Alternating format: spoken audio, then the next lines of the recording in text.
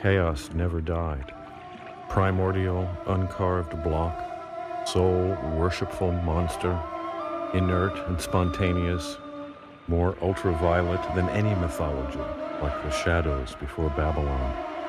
The original undifferentiated oneness of being still radiates serene as the black pennants of assassins, random and perpetually intoxicated.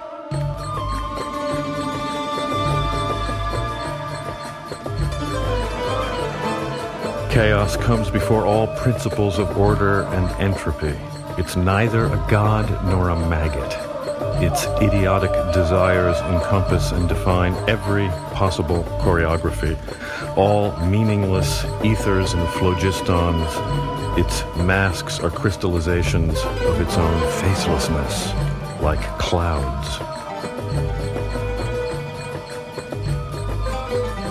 Everything in nature is perfectly real, including consciousness. There's absolutely nothing to worry about. Not only have the chains of the law been broken, they never existed. Demons never guarded the stars. The empire never got started. Eros never grew a beard. No, listen, what happened was this. They lied to you, sold you ideas of good and evil, gave you distrust of your body and shame for your prophethood of chaos, invented words of disgust for your molecular love, mesmerized you with inattention, bored you with civilization and all its usurious emotions. There is no becoming, no revolution, no struggle, no path. Already, you're the monarch of your own skin. Your inviolable freedom waits to be completed only by the love of other monarchs. A politics of dream, urgent as the blueness of sky. To shed all the illusory rights and hesitations of history demands the economy of some legendary Stone Age.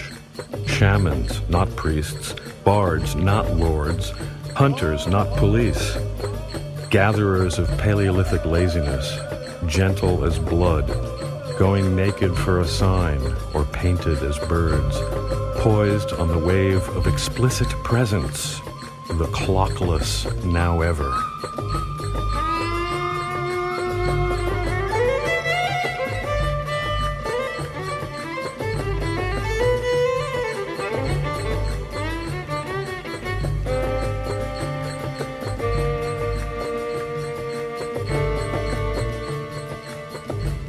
Agents of chaos cast burning glances at anything or anyone capable of bearing witness to their condition, their fever of lux et voluptas.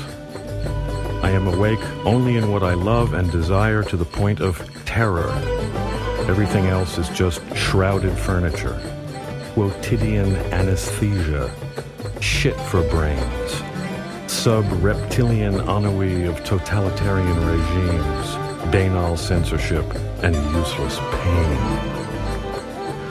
Avatars of chaos act as spies, saboteurs, criminals of amour fou, neither selfless nor selfish, accessible as children, mannered as barbarians, chafed with obsessions, unemployed, sensually deranged, wolf angels, mirrors for contemplation, eyes like flowers, pirates of all signs and meanings. Here we are, crawling the cracks between walls of church, state, school, and factory, all the paranoid monoliths. Cut off from the tribe by feral nostalgia, we tunnel after lost words, imaginary bombs.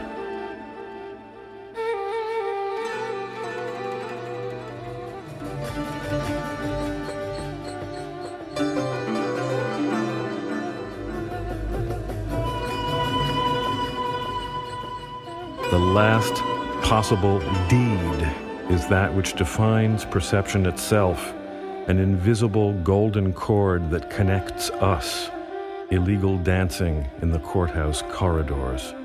If I were to kiss you here, they'd call it an act of terrorism. So let's take our pistols to bed and wake up the city at midnight like drunken bandits celebrating with a fusillade the message of the taste of chaos.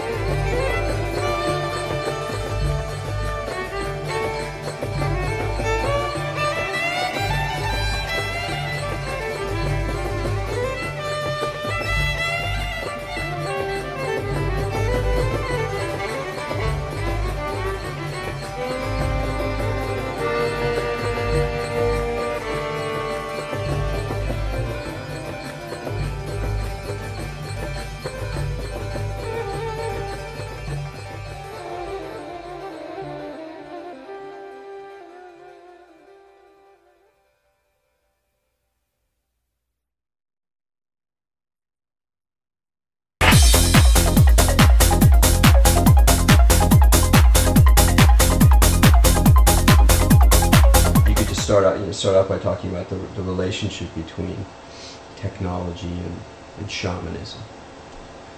Well, you remember Iliad's basic book, which is Shamanism, the Archaic Techniques of Ecstasy. That book was originally written in French, and in French, as I don't have to tell you, the word technique has this dual meaning of both a way to do something and a technology.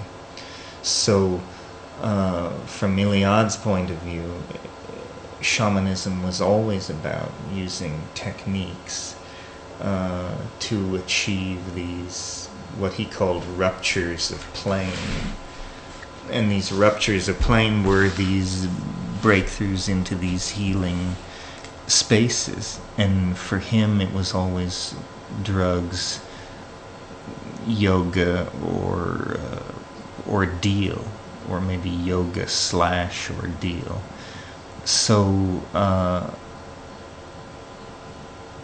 in a way, pushing on the frontier of language and pushing on the frontier of technique always brought some form of breakthrough. I mean, I suppose the perfect example would be fire, where fire must have been something. We talked about the Smith thing yesterday. But so fire technology, the transformation, the visible transformation of materials through heat, and all of that leads straight into better weapons, stronger building materials, and so forth. So, I mean, do you see then that even though the West turns away from the worldview of pre-modern the enchanted universe, is that there's still something in that process of technological development which is linked to those older technologies? Well, the way chips are made and the way solid state objects are assembled often is just a matter of bringing a mix of materials to a certain temperature and a certain proportion of materials, and then standing back and letting the laws of physics rearrange the atoms so that electricity or information or something flows through this in an unexpected way. So I think we're still involved in discovering what can be coaxed from the physical world just by letting physical laws unravel themselves. And that seems to you connected with the operation of doing that goes farther back than just modern science. Yeah, at low temperatures it's about psychoactive drugs and brewing and combining biological materials, and then at higher temperatures it becomes about this other thing.